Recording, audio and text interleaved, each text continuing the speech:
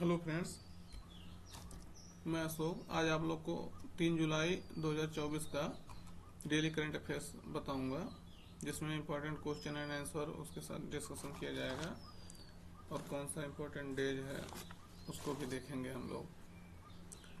तो सबसे पहले देखिएगा कि आज जो अंतर्राष्ट्रीय प्लास्टिक बैग मुक्त दिवस है, international plastic bag free day.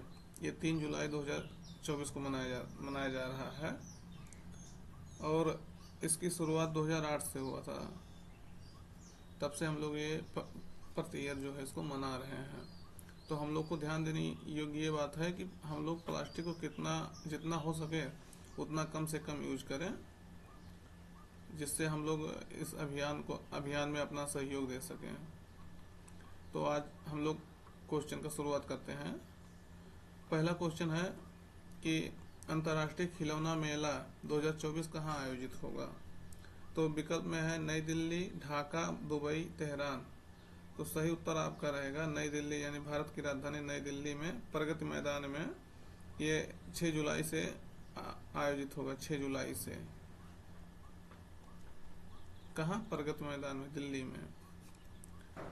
फिर अगला क्वेश्चन देखिएगा, भारत और किस देश के बीच संयुक्त सैन्य अभ्यास नोमैडिक एलिफेंट आयोजित होता है।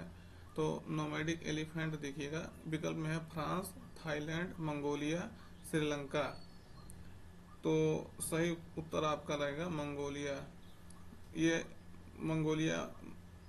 मंगोलिया के साथ आयोजित होता है। अब की बार का यह 16वां संस्करण है जो आयोजित हो रहा है।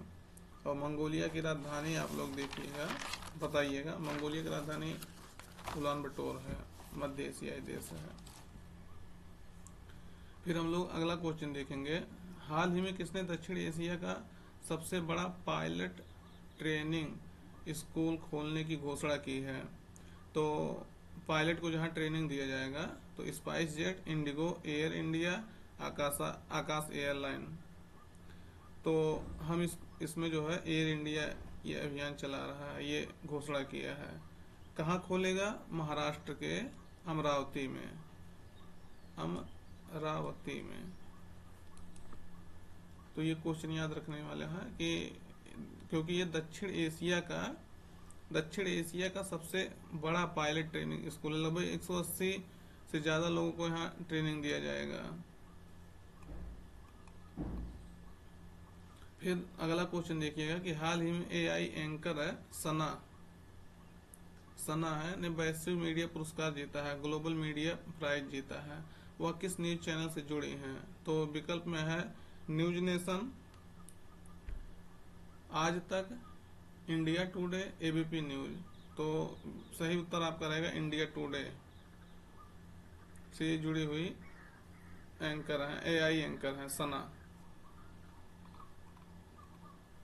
फिर अगला क्वेश्चन देखिएगा कि हाल ही में भारतीय सेना ने किस देश के साथ सैन्य अभ्यास मैत्री में भाग लिया है। तो भारतीय सेना किस देश के साथ जो है सैन्य अभ्यास मैत्री में भाग ले रहा है।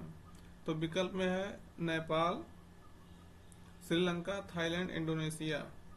तो आपका सही उत्तर रहेगा थाईलैंड। ये इसका 13वां संस्करण है,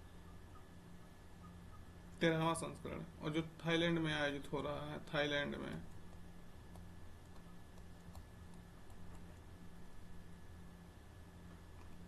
फिर अगला क्वेश्चन देखिएगा, न्यू स्पेस इंडिया लिमिटेड ने स्पेस मैत्री मिशन के तहत किस देश के साथ ऑप्टिमस उपग्रह लॉन्च करने की घोषणा की है। तो न्यू स्पेस इंडिया लिमिटेड ने किसके साथ किया है ये बताना आप लोग को। विकल्प में है ब्रिटेन, जापान, ऑस्ट्रेलिया, यूएसए। तो सही उत्तर आपका ऑस्ट्रेलिया रहेगा। ऑस्ट्रेलिया ऐसा करने वाला भारत के साथ समझौता किया है न्यू स्पेस इंडिया लिमिटेड के तहत। फिर अगला क्वेश्चन देखिएगा आप लोग, मिर्गी जिसे इपिलेप्सी कहते हैं, इपिलेप्सी के दौरे को नियंत्रित रखने के लिए दुनिया का पहला ब्रेन इम्प्लांट किस देश में हुआ है।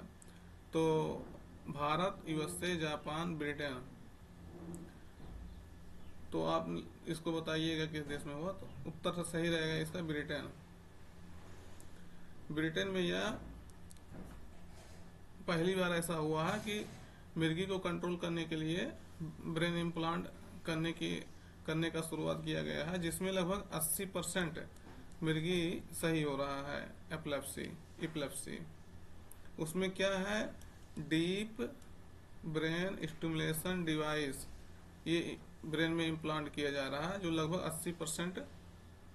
80% एपिलेप्सी को नियंत्रित कर रहा है। आप लोग जान ही रहे हैं, भारत में एपिलेप्सी मिर्गी के बहुत सारे रोगी मिलेंगे आपको, और अगर ये कारगर हुआ तो मिर्गी को नियंत्रित करने में बहुत बड़ा भूमिका निभाएगा। फिर अगला क्वेश्चन देखिएगा 8वां। हाल ही में भारत सरकार ने किस कंपनी को नवरत्न का दर्जा दिया है?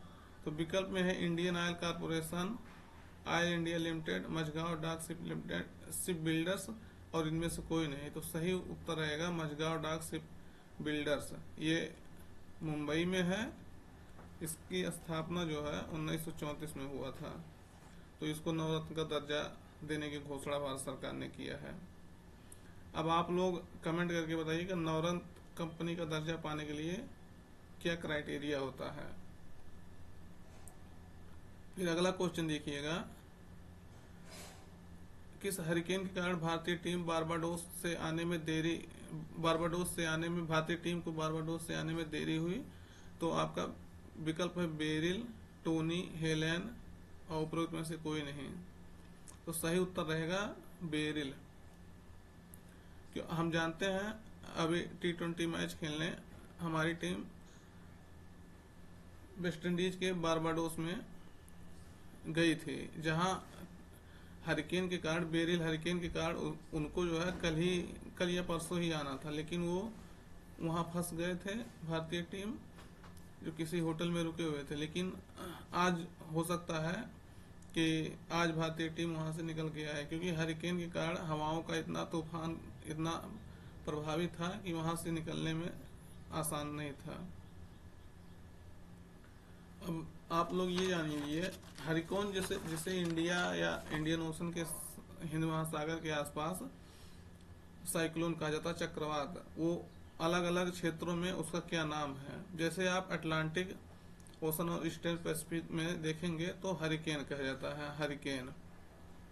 वहीं जापान साइड में देखेंगे आप इसको, तो जापान में इसे टाइफू कहा जाता है, टाइफू। और ऑस्ट्रेलिया में देखेंगे, ऑस्ट्रेलिया में तो बिलीबिली कहा जाता है। ऑस्ट्रेलिया में क्या कहा जाता है? बिलीबिली। ये क्वेश्चन कई बार पूछा जा चुका है कि साइक्लोन को, जैसे मान लीजिए पूछ लेगा विकल्प में कि टाइफू किस क्षेत्र में साइक्लोन को टाइफू किस क्षेत्र में कहा जाएगा, तो आपको विकल्प देगा जापान, ऑस्ट्रेलिया, चीन, यूएसए। तो ये आपको जापान लगाना है। इस तरह से कई बार क्वेश्चन कई सारे पूछे हैं। और उसके बाद आप देखिएगा, चाइना एंड ईस्ट एशिया में टाइफून कहा जाता है, टाइफून। ये सब चक्रवात ही हैं। और इंडिया और इंडियन ओशन वाले क्षेत्र में इसे साइक्लोन कहा जाता है, हिंदी में चक्रवात। और फिलीपींस में वैगेऊ कहा जाता है। तो सेशन कैसा लगा कमेंट करके जरूर बताइएगा, और आप लोग पढ़ते रहिए इसे। आपकी तैयारी में महत्वपूर्ण भूमिका निभाएगा। आप देखेंगे कि आपके एग्जाम में जरूर यहाँ से क्वेश्चन आएगा। धन्यवाद।